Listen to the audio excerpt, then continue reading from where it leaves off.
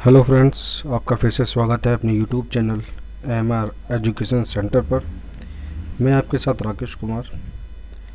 मैं आज आपके लिए बहुत ही महत्वपूर्ण वीडियो लेकर आया हूं जो कि बोर्ड एग्ज़ाम्स के लिए है।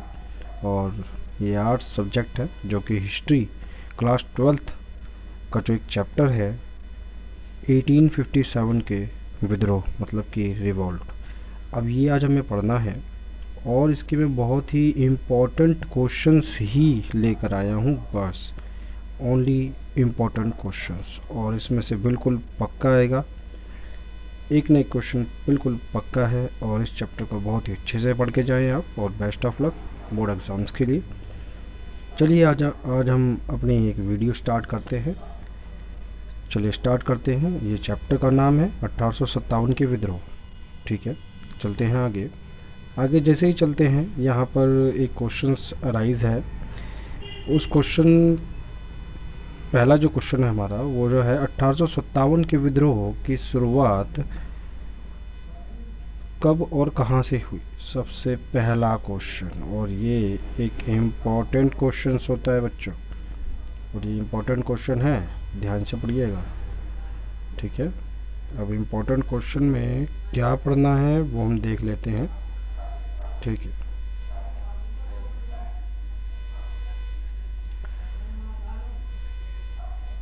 चलिए आज पढ़ लेते हैं। वो इम्पोर्टेंट क्वेश्चन है। ठीक है, इसका आंसर जो होगा वो 1857 के विद्रोह में 10 मई 1857 की दोपहर को के बाद मेरठ में शुरू हुआ। कहाँ हुआ बच्चों? शुरू मेरठ में शुरू हुआ। और इसे प्रथम स्वतंत्रता संग्राम के नाम से भी जाना जाता है। चलिए हम इसका एक चैप्टर का एक कंक्लूजन पढ़ लेते हैं। देखिए, जो स्टार्टिंग हुई थी, हम कह सकते हैं कि भाई 1857 का जो विद्रोह हुआ था वो स्टार्टिंग हुई थी। और ये भी बोला जाता है कि भाई मंगल पांडे से ही यह स्टार्ट हुई थी। और ऐसा ये चैप्टर में दरअसल है क्या, इस चैप्टर में जितना भी चैप्टर है इसमें सिर्फ एक ही बात यूज़ हुई है जो कि अफवाह फैल रही थी। कौन सी अफवाह? वो जो है वो एनफील्ड राइफल थी, उस पर जो कारतूस होते थे, उसके कारतूस उस पर ना गाय और सूअर की चर्बी लगी होने के कारण इसकी पूरी बातें फैल रही थी। बस इसी के ऊपर ये पूरा चैप्टर है। और उसके अंदर स्वतंत्रता संग्रामी जैसे कि लक्ष्मीबाई भी शामिल हुई थी, तो उनके बारे में भी हमें पढ़ना है। चलिए, इस चैप्टर का सेकंड क्वेश्चन जो है हमारे पास वो है मेरठ के बाद विद्रोही कहाँ गए। अब मेरठ में विद्रोह तो हो रहा था, मेरठ के बाद विद्रोही कहाँ गए थे? मेरठ में स्टार्ट करने के बाद तो विद्रोही 11 मई 1857 को तड़के लाल किले दिल्ली अंतिम मुगल शासक बहादुर शाह के पास पहुंच गए थे। हाँ, देखिए, मेरठ के बाद विद्रोही कहाँ गए थे? तो वो गए थे दिल्ली। और किस लिए गए थे इसके लिए मैं बता देता हूँ कि बहादुर शाह जफर के पास जितने भी सिपाही थे वो सब गए थे। और इसलिए गए थे क्योंकि भाई उनका समर्थन चाहिए था सिपाहियों को, कि भाई बहादुर शाह जफर का उनको क्या चाहिए था? समर्थन चाहिए था, और उनका आशीर्वाद लेना चाहते थे। इसीलिए वह जितने भी सिपाही थे सब कहाँ गए थे? तड़के लाल किले तक पहुँचे थे। और देखिए, लाल किले में वो जो घुसे थे वो एक शिष्टाचार बिना देखे ही घुस चुके थे। शिष्टाचार मतलब होता है बेटा कि शिष्टाचार हो सकता है कि एक रूल्स रेगुलेशन के हिसाब से, वो ऐसे बिल्कुल भी नहीं। उन्होंने एक तरह से उनको चारों तरफ से घेर लिया था। और बहादुर शाह जफर को लगा था कि अब जो है मुझे समर्थन देना ही पड़ेगा। क्यों देना पड़ेगा? क्योंकि सिपाहियों ने उनको चारों तरफ से घेर लिया था। चलिए, इसका आंसर हो चुका है। थर्ड क्वेश्चन पे चलते हैं। चलिए, थर्ड क्वेश्चन का इसमें थर्ड क्वेश्चन क्या है? थर्ड क्वेश्चन है विद्रोहियों ने अपनी कार्यवाही किस विशेष संकेत के साथ शुरू की।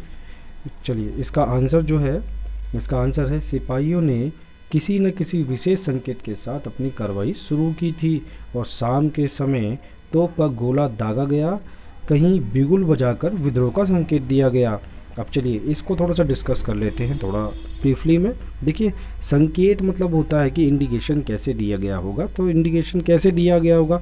तो सिपाही, देखिए, कोई भी अगर विद्रोह हो रहा है तो उसका संकेत देने बहुत ही आवश्यक है, ताकि सिपाहियों को सबको पता चल जाए कि भाई यहाँ पर विद्रोह स्टार्ट होने वाला है। तो बस ऐसे ही ना, जैसे गांव में जाकर बजाकर बताते हैं कि भाई विद्रोह होने वाला है, या फिर जो भी है, ऐसे ही यहाँ पर भी पूरी चीज़ें बताई गई और तोप के गोले छोड़े गए ताकि उनको पता चल जाए कि भाई ये विद्रोही जो है विद्रोह स्टार्ट हो चुका है। तो एक संकेत दिया गया है भाई, इंडिकेशंस है, संकेत दिया है। ठीक है, चलते हैं अपने नेक्स्ट क्वेश्चन की तरफ। अब बात आती है, ये मोस्ट इम्पॉर्टेंट क्वेश्चन है बच्चों, बड़े ध्यान से पढ़ना है।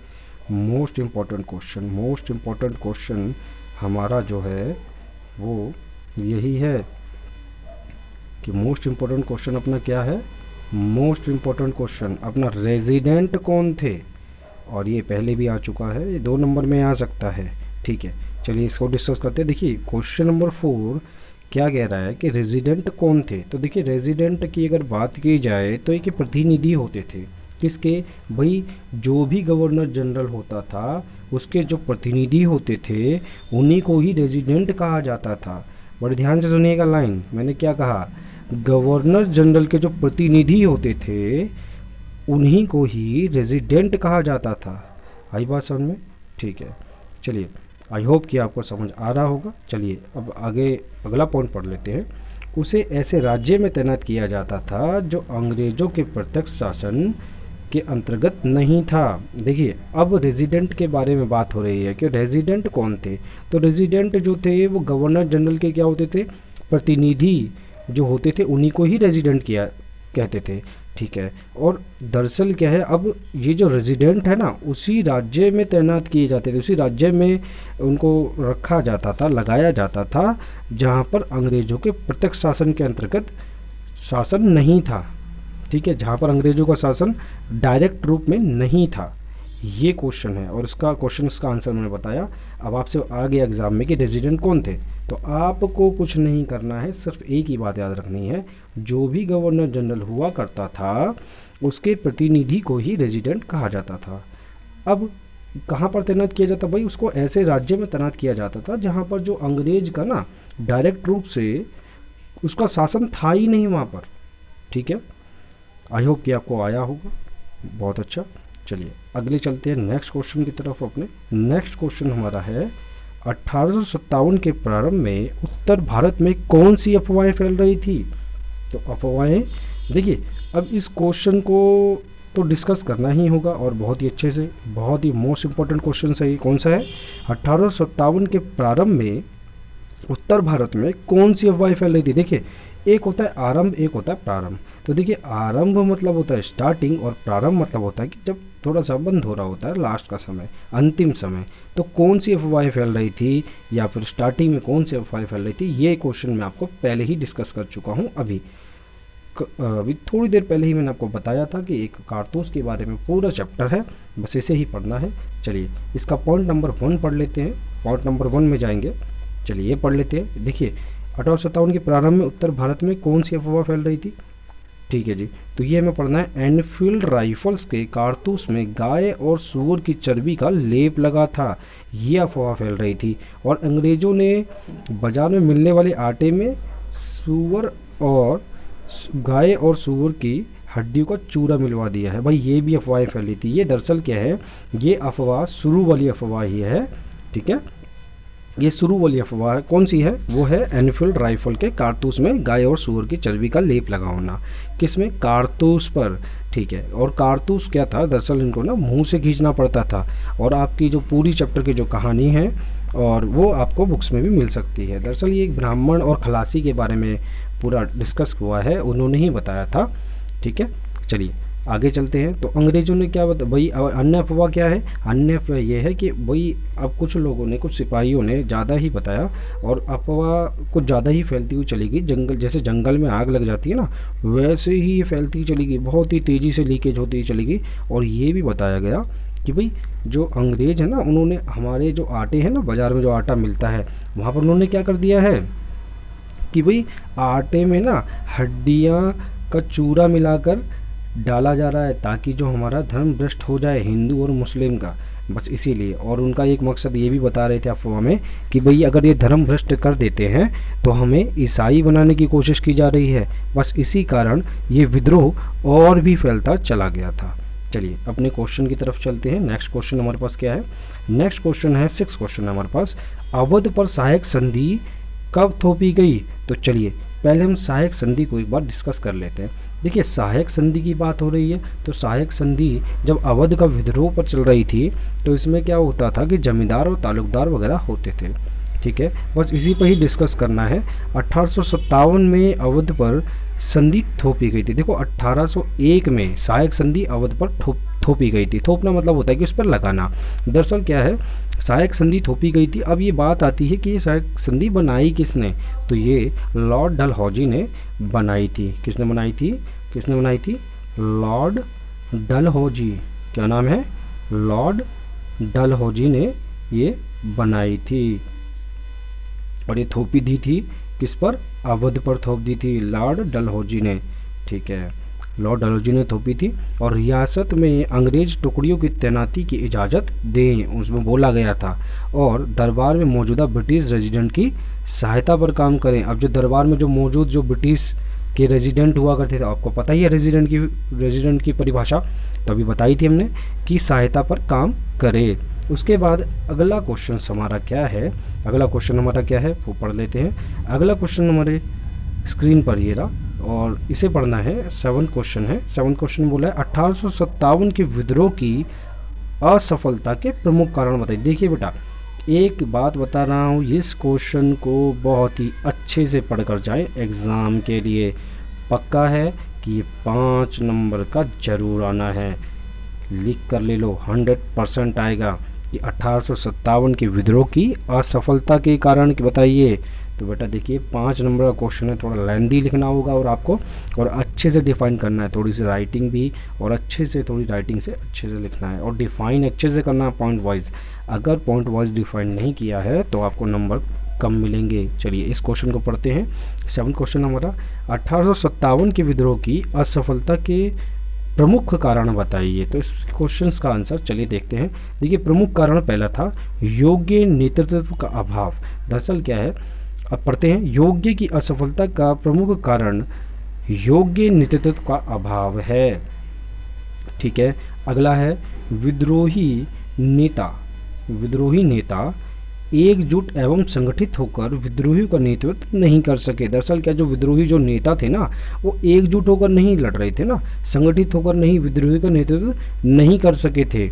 ठीक है, अगला है क्वेश्चन, अगला हमारा पॉइंट है विद्रोह के प्रमुख नेता अपनी इच्छा अनुसार एवं अपने अपने राज्यों की रक्षा करने में व्यस्त रहे। देखिए एक असफलता कारण क्या है, पहले तो आगे योग्य नेतृत्व का अभाव, इसी में आता है जो प्रमुख नेता थे वो अपनी इच्छा अनुसार लगे हुए थे, अपनी रक्षा करने में व्यस्त रहे, परंतु उनके कहने से नहीं चले। चलिए अगला हमारा पॉइंट्स है, पॉइंट नंबर 2 है विद्रोह का सीमित जगह पर होना। देखिए बेटा ये पूरा क्वेश्चन अच्छे से अपनी नोटबुक में लिखें और इसको याद करें, मोस्ट इम्पॉर्टेंट क्वेश्चन है, जरूर आना है ये। तो विद्रोह का सीमित जगह पर होना, भाई अब विद्रोह जो था वो एक सीमित जगह पर ही हो रहा था, तो विद्रोह के स्थानीय एवं सीमित स्वरूप में ने भी इसकी सफलता में योगदान दिया। ठीक है, पॉइंट नंबर 2, यह विद्रोह उत्तरी एवं मध्य भारत के कुछ हिस्सों तक ही सीमित रह गया।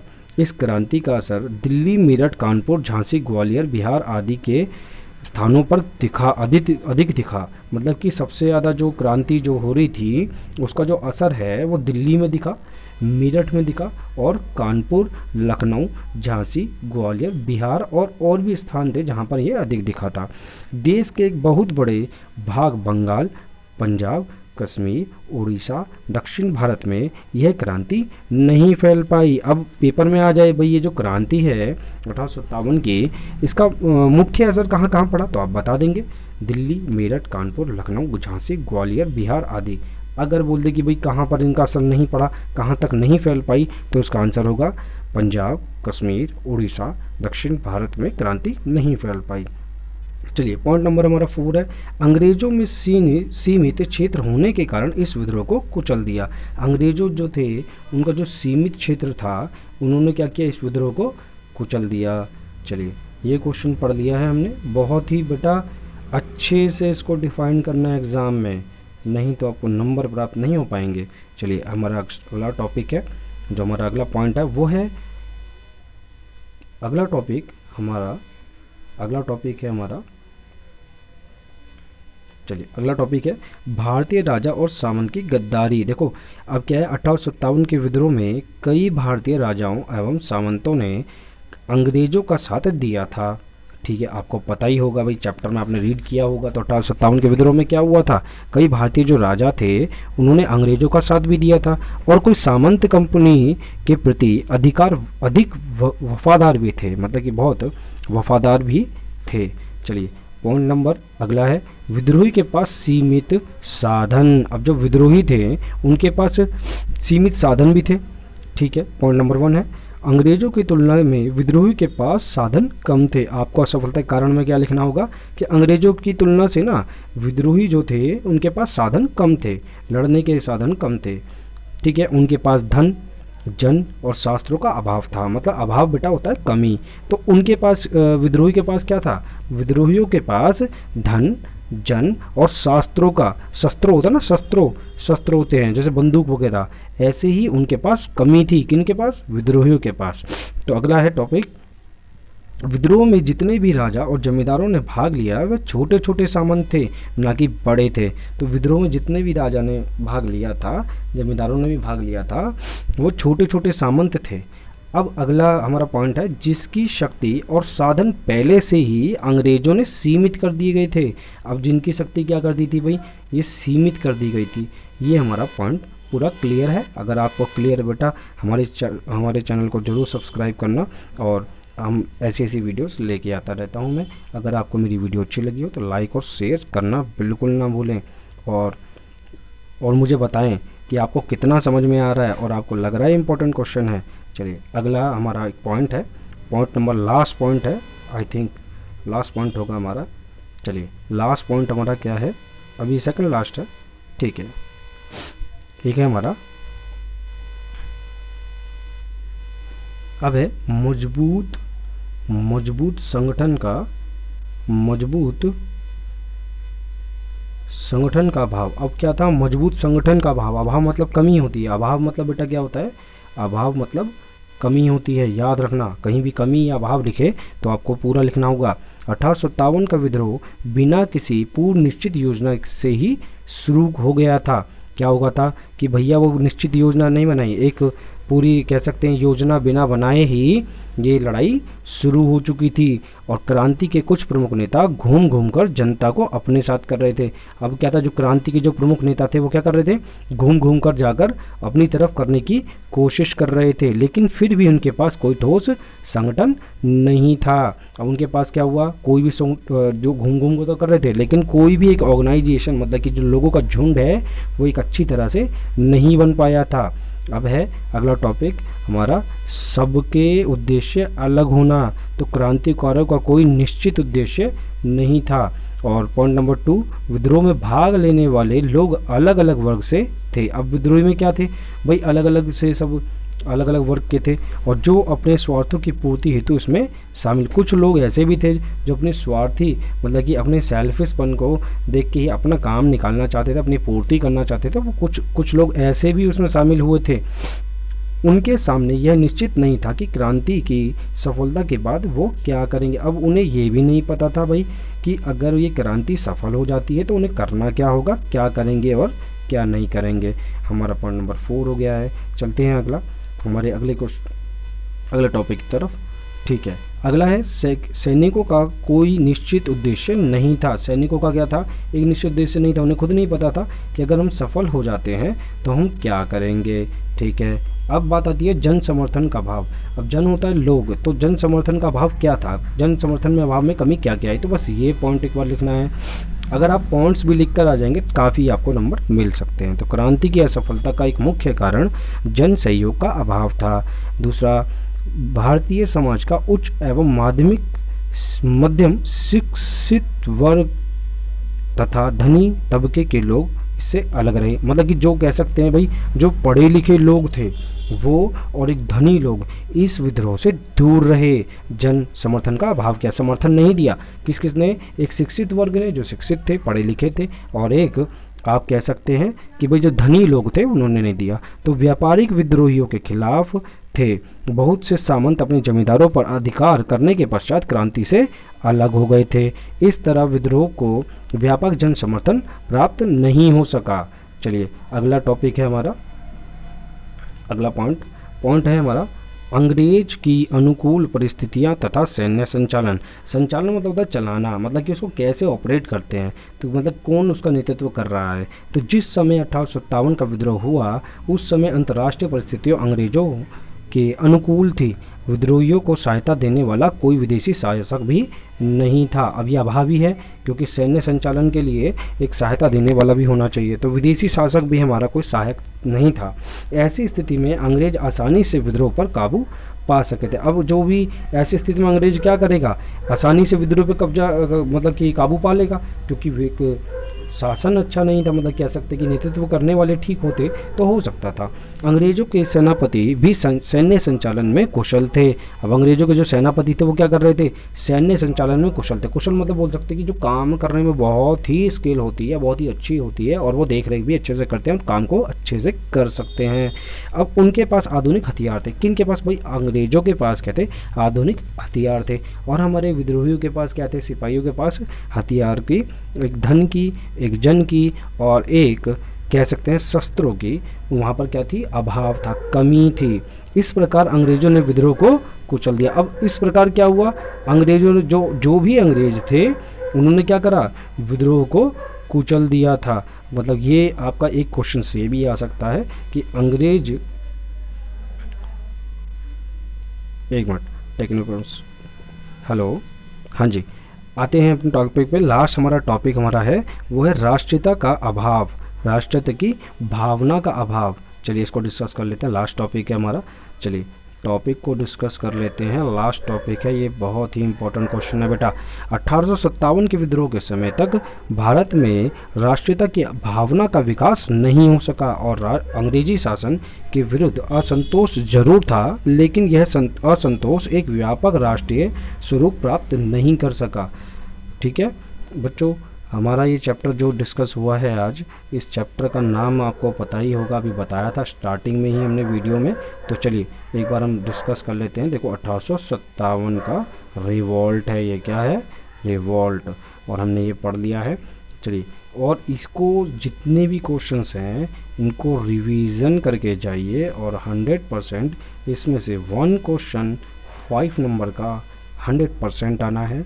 और हमारे चैनल को सब्सक्राइब करना ना भूलें, ज़रूर करें। और अपने दोस्तों को 12th क्लास के जितने भी बोर्ड एग्ज़ाम वाले बच्चे हैं, क्या है, बोर्ड एग्ज़ाम वाले बच्चे हैं, उन सबको ये शेयर कीजिए ताकि उनकी भी अच्छे टॉपिक पूरा अच्छे से क्लियर हो जाए और वो इस एग्ज़ाम को बहुत ही अच्छे नंबर से पास कर सकें।